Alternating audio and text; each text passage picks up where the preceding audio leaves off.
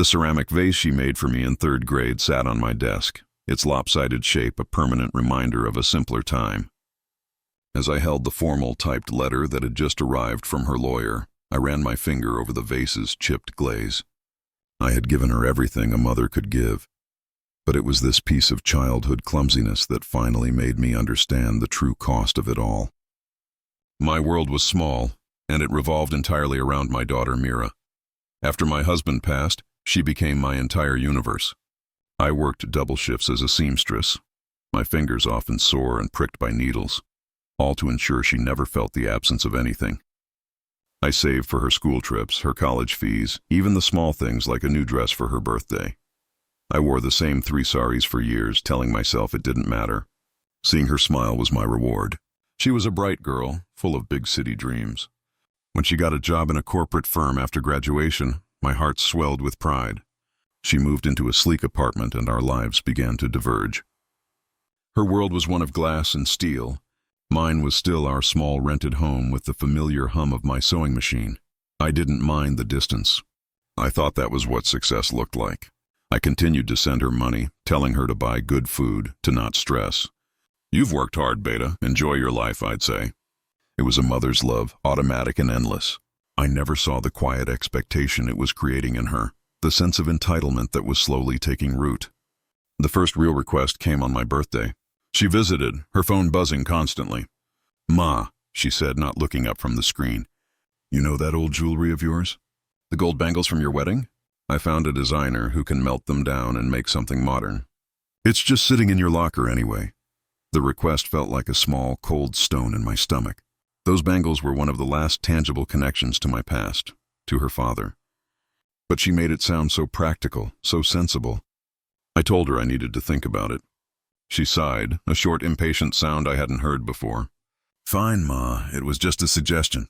But the air in the room had changed. The trust I had built over a lifetime felt conditional for the first time. The pressure didn't stop with the jewelry. A few weeks later she called, her voice bright and businesslike. "Ma, I found a perfect investment for you. A pre-launch apartment. Your savings would be perfect for the down payment. It's a much smarter use of your money than it's sitting in the bank. My savings.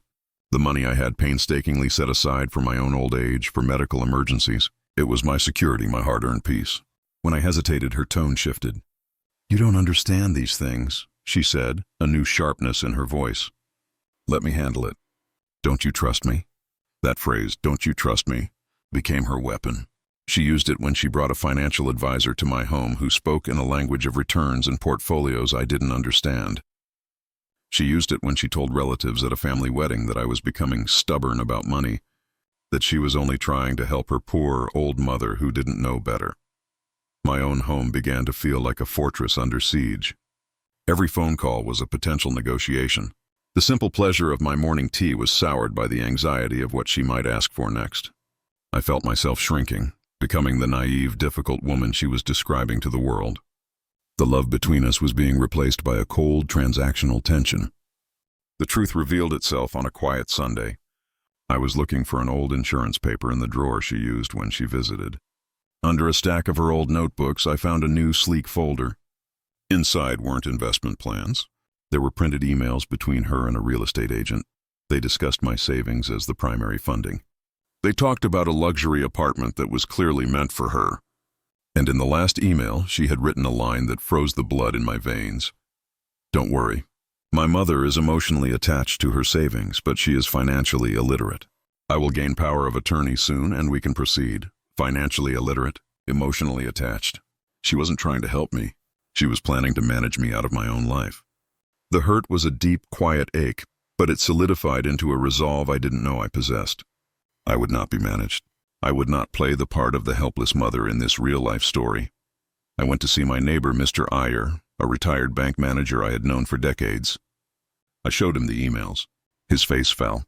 "This is becoming too common, Shanti," he said softly, his voice full of sadness. Together we made a plan.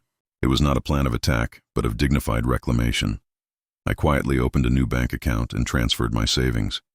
I visited a lawyer and formalized a will, leaving Mira a generous, fixed amount, but ensuring the rest of my assets would go to a local women's charity. I revoked any informal access she had to my documents. I gathered every paper, every statement. I was taking back control, not with a scream, but with a steady, silent hand. A month later, Mira came over, her phone in hand, ready to finalize the investment. "The banker is waiting for your signature, Ma," she said, placing a document in front of me. "It's just a formality." I looked at the paper, then at her.